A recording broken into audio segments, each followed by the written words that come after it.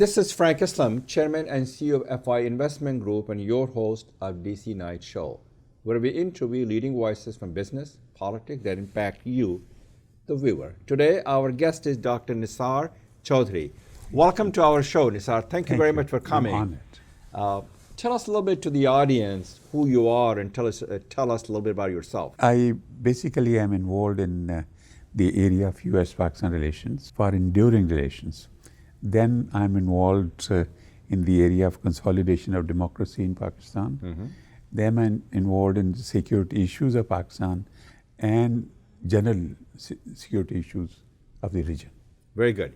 And I understand you receive a very prestigious award from Pakistan. Tell us a little bit about your award.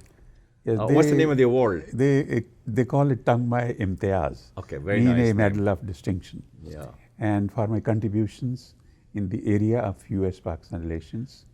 And this is something very uncommon because normally they give these awards to congressmen and senators. Well, that's very nice. And thank you for your leadership and thank you for serving our community. And we'll talk a little bit about the US-Pakistan relationship and why it is important for the diaspora community to be engaged and involved and to establish and maintain that kind of relationship because they're instrumental in making it happen. Yes. So what I want to do is get started with the US election.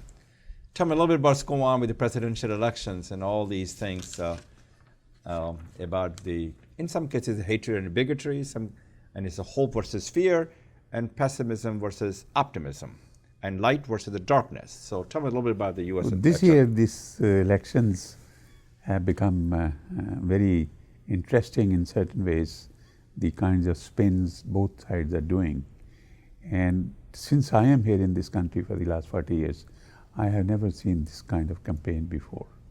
Because they are this campaign is not about issues. Yes. This campaign is about the hope versus the fear. Yes. Okay, keep going. Mainly, both the candidates Okay. are blaming each other for other things than the issues which are more important to the people So of they this don't country. talk about the issues and challenges that we face in America Yes, and how do you go about solving those problems. We'll talk a little bit about what the issue we face. I mean, I'm not here to criticize or complain about anybody. Hillary Clinton is I want to disclose, is one of my best friends, and I love her, and I want her to be the next president of the United States.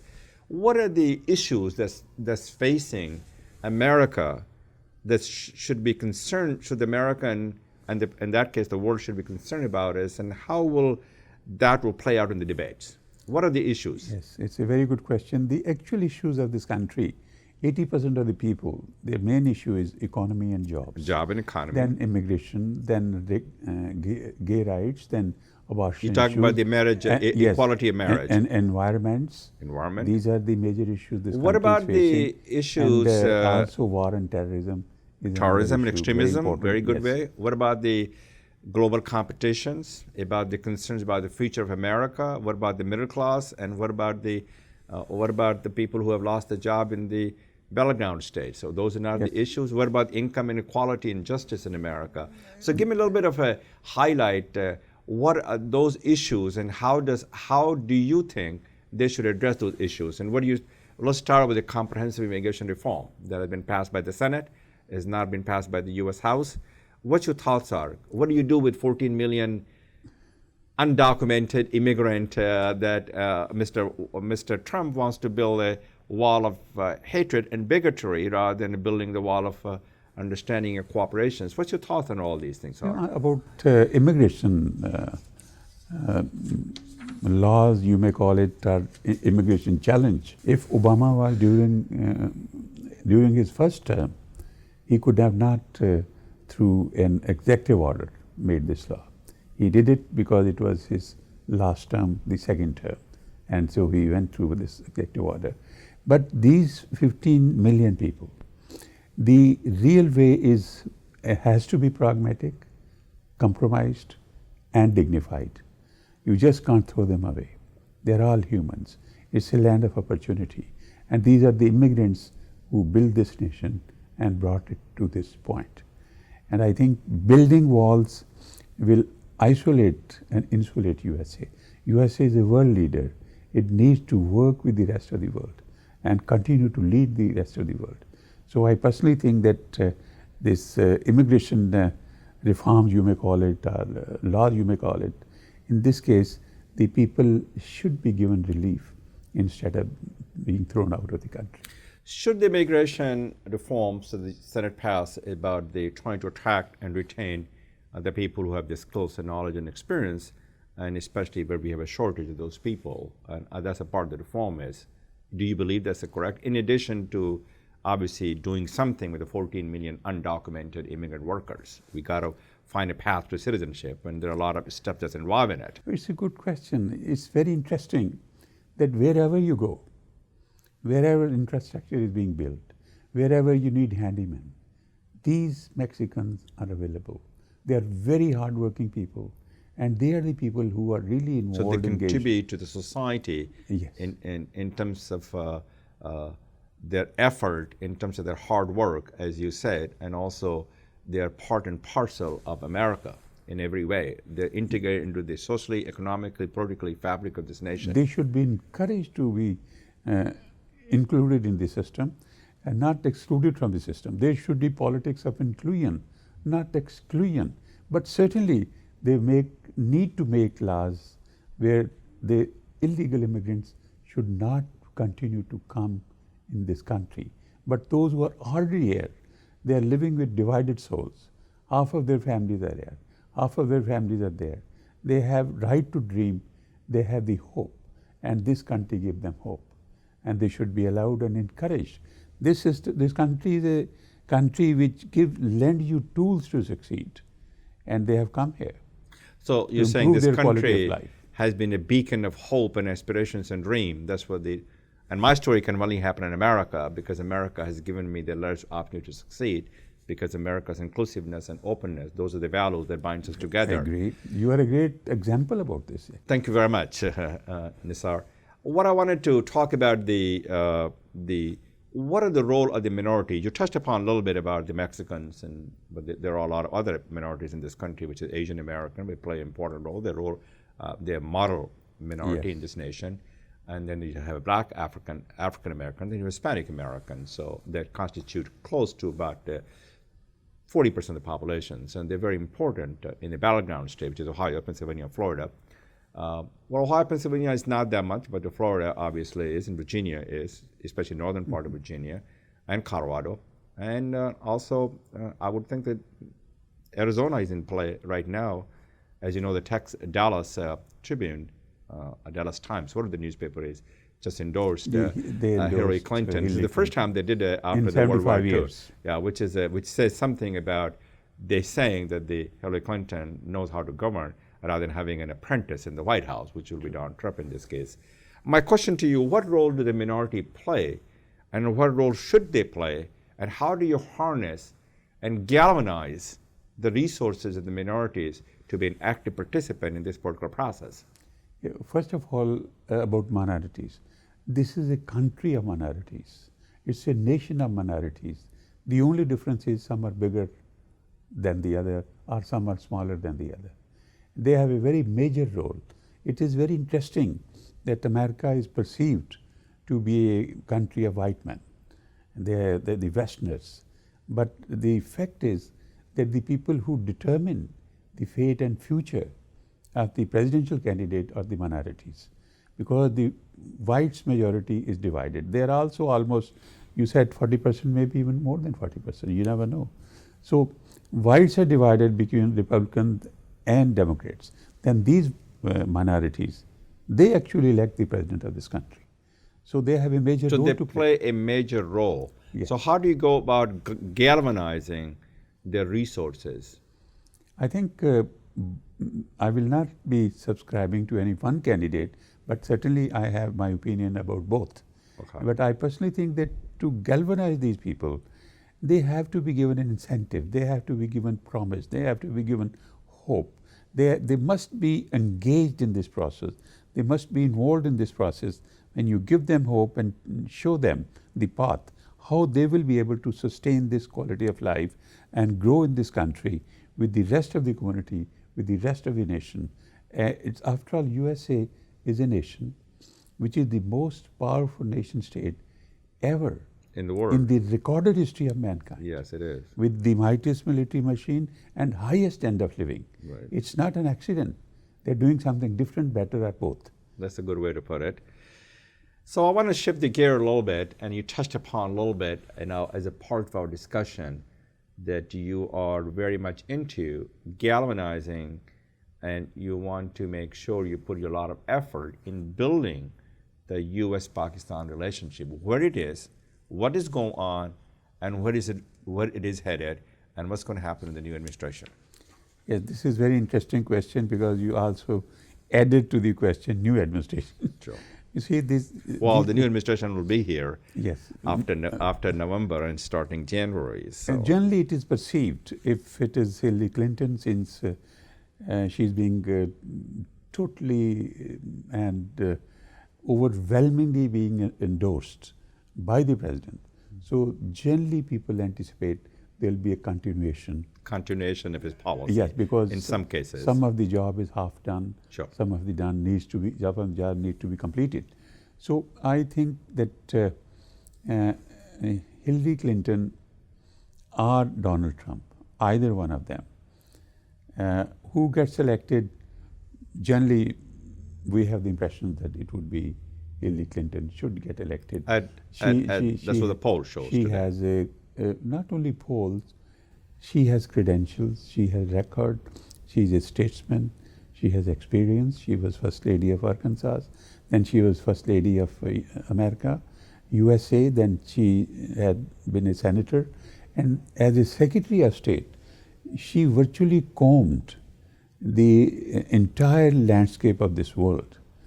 And in future, those countries will be able to grow, develop, and remain strong, who have good relations with other countries, who have a degree of control and access to the resources, and who can get markets for their products to be sold in those countries. So she's a trailblazer, as you mentioned. Yes. The question is U.S.-Pakistan relationship now, and is it going to go to the next height if she becomes, or when, in your case, when she becomes the next president of the United States? Where are we? What's going to happen with the relationship? India's going to play an important role here. She's very familiar with Pakistan. Yes. She had so many visits to Pakistan. Mm-hmm. No Secretary of State has visited Pakistan so many times that. So she's well versed with Pakistan. She's well versed with Pakistan, but U.S.-Pakistan there are points where they converge. There are points where the interests are parallel. Yes. And there are some points where they do diverge. Okay. Divergence, generally they don't bring into play. Right. But they certainly diverge, particularly in the area when it comes to war and terrorism. And extremism? Exactly. So they're bonded together in terms of fighting against the terrorism and extremism. Yes. But they have a long history of friendship. Sure. Where there had been highs and lows. Sure. Rain or shine. Sure. War or peace. Yeah. They ultimately, their friendship survived. But there had been many highs or lows. In this case. So you see a brighter horizon under her leadership with regard to U.S.-Pakistan relationship? I think, to say the least, it would be a plateau. It will go well. And even they can become better, provided both the countries can overcome their skepticism. And they trust. And trust about each other. Very well said. Very well said. And at the same time, there are problems in the context of nuclear issue. There are problems in the context of Taliban. There are problems in the context of certain outfits which is perceived here that they were originally installed by the government of Pakistan. And then this is a misgiving that Pakistan has connections with the Taliban in Afghanistan. Pakistan might have contacts. Pakistan does not have influence. It is in the security interest of Pakistan to have contact with all the people, but they do not have any influence over them. And some of the people even charge Pakistan that Pakistan actually financed those, and even if you deploy common sense, it is very difficult or rather impossible to figure out or understand that what is, after all, could be the incentive of Pakistan in financing those Taliban when the stability of both these countries is interdependent. Why should Pakistan try to destabilize Afghanistan? You know, I got your message, what you're saying, but I wanted to have you shed some brighter light on in the diaspora community. Diaspora plays a very important role, and the Indian diaspora has done a very good job in building and maintaining the relationship with the United States and India. And the Pakistani diaspora is very, obviously very well regarded in this community, in this country, because they're professional, they're doctors, engineers, and they have contributed so much to this nation. And how do you envision that the diaspora community become more active participant in maintaining and establishing the relationship and play a critical and important role between the U.S. and Pakistan? The first thing is that they need to get involved into the system. So they have to be politically engaged. Yes. They have to have access into the system. Very well said. They must learn to work with the system. And then understandingly that after all, this is the leader in the world, US is the leader in the world. They should try to figure out what are after all those virtues they do have. And they should transfer those virtues back into Pakistan so that they can incorporate in their system. They are all reaping the rewards from this country. They are all getting the dividends from this country. So it's a time for them to give back. Yes. So my question to you, Nisar, will be to tell the audience how that the Pakistani American needs to be politically engaged and why should they be engaged? Tell the audience. In this country, every group, every business has to be engaged with the system, with the decision makers, because you don't want that the decisions about the future of your children should be made and you don't even know it. Neither you influence the decision making process, nor you influence those who make the decisions. So it is critical and important in this country. This is the beauty of this country. They do give you access, but you have to get engaged, you have to get involved, you have to have. Indians have been able to make lateral inroads into the system, and they are taking mileage out of it also. And in the same way, Pakistan should, even though Pakistani community, there are many active people, but they need to get organized better. Very well said. They get to be united. And then they must try to converge, to lead and work with the mainstream America. If they want to get help from the system, they have to understand the system. And to understand the system, they can't do it until they work with the system. So what Nisar said very well and eloquently, that the political engagement for Pakistani American community is very critical because it creates a common cause. And it also gives you a seat on the table and make sure your voices are heard. So you should become an active participant in order to make sure that you can not only improve the relationship and also each and every part of your life is effective when a politician makes the decision. So it's important for you to be politically engaged. That's the point you made very well. That's what I want. Let's talk about the F-16. Do you think it's dead? These things, the sale. They keep coming up and going down.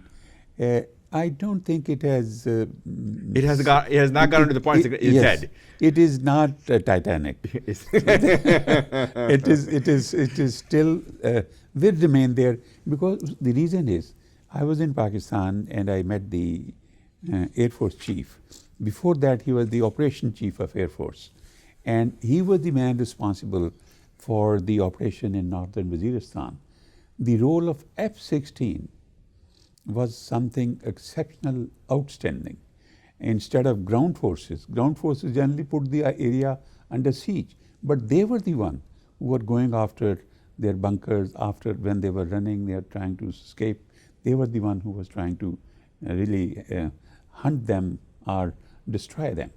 And that role played by F-16, originally in America people thought F-16 has hardly any role in this kind of war. But Pakistan's Air Force, which was naturally equipped better, and then Americans gave them a kind of technology which had the precision and accurate targets, and with minimum collateral damage. You said it very well, very nicely. So it's not dead. No. I want to shift the gears and talk a little bit about the two important relationships that you have to make sure that you have to engage them, and especially with the Afghanistan, with Ashraf Ghani, and Ashraf Ghani has made some inroad to work with Taliban, and Pakistan is very critical and important ally to fight against the terrorism and extremism. So that's the first question. The second question is, I believe, and I'm sure that a lot of people believe, and President said that very eloquently to Obama, that it is in India's interest and Pakistan's interest to make sure they have a strong and a stable and secure relationship between India and Pakistan, because they breathe the same air, the same people, and they can work together. The relationship should not be defined by differences, but what we can do to fight against the poverty, hunger, disease, despair, because they do not recognize the boundary, either the religious boundaries or any other boundaries. So shed some light on those two topics. So that's a very interesting thing you mentioned about India-Pakistan relations, that these people live together for centuries. They're the same people. But they have not learned to live as neighbors together. They have to figure it out. This is very critical. And again, whenever Pakistan made some overtures, there are some political compulsions on that side and sometime on this side. And there had been time, every political leadership in Pakistan tried to reconcile. But the military had a different point of view. So the military has a different view on this thing. Yes. Their vision is different. Why is it different? Because they want to play a very important role to be a sort of a kingmaker, if I may say so? Or they want to make sure people recognize they have the power. They don't want to be kingmakers, okay, but they have a responsibility to exercise vigilance when it comes to national security issues. Okay. Critical national security issues. And especially with India. Yes. And you mentioned about Ashraf Ghani. Ashraf Ghani is a very educated man. He is. Very sophisticated He's a very intellectual man. And the problem in Afghanistan is not one, multiple. The unity government is failing. Abdullah is asking for parliamentary style of government. This means the presidential style of government is not working. In Kunduz, in the province of Kunduz, Taliban has taken over almost all the districts. Mm-hmm. They are only trying to save the capital of Kunduz, the government troops. And then the morale of Afghan troops, even though they are adequately trained, it's still, it need to be boosted. And then Taliban, they are very tenacious and very ferocious fighters. And the people... What motivates them? The people who are always ready to kill and willing to die. You just can't kill them all. They will ultimately have to negotiate with them. There has to be a political solution. In Afghanistan, when it comes to problems, the problems of unity government, the problems of political side is a mess. The problem of economy side is a mess. Poppy trade is a mess. Then corruption is one of the biggest challenge there. And at the same time, you're talking about the corruption in Afghanistan? Yes, in Afghanistan. It's a big mess. But Abdul Ghani also tried to reconcile. Ashraf Ghani tried to reconcile with Pakistan. Yes. And even Pakistan tried to reconcile with them. But there's a lot of opposition to his vision within his own party and people around him. Now then, in Afghanistan, now the sectarian feelings, and they have started cropping up. The different groups, like you can call them Uzbeks, Tajiks, Hazaris, Pashtuns, they are starting having cracks again when it comes to their federation or collective as a nation. So this challenge will drag on. Nobody has its immediate solution. Nobody has a magic solution. Even though the Republicans will say, well, Obama doesn't have a strategy. They don't have a strategy. They don't have a strategy. Then they should offer an alternative strategy. Right. They don't have that. Nobody has actually. Yeah. Because they've gone too far that they have been forced to operate on a thin ice, and they don't know how to really get out of it. So you see an improved relationship as you sit here between Afghanistan and Pakistan, between India and Pakistan, and also between U.S. and Pakistan? In this case, I know it's complicated. And somebody said once that I'm a simple man and my life is simple. Right. And I only like the best. You only like the best. So this is a complicated thing, but still it has to be resolved. You're And absolutely right. I think it would need a regional approach. And a regional approach means doesn't matter. Let them involve China, let them involve Russia, let them involve Iran, let them involve India, Pakistan, Afghanistan together. Because 1/4 of the population lives in South Asia. India is not a country, it's a continent. And if we can bring stability and peace in 1/4 in that region of the world, this means we have contributed a great deal to the humanity, bringing the humanity and bringing the world peace in the entire globe. Yes. It is critical because there are multiple number of stakeholders. Iran has their own interests.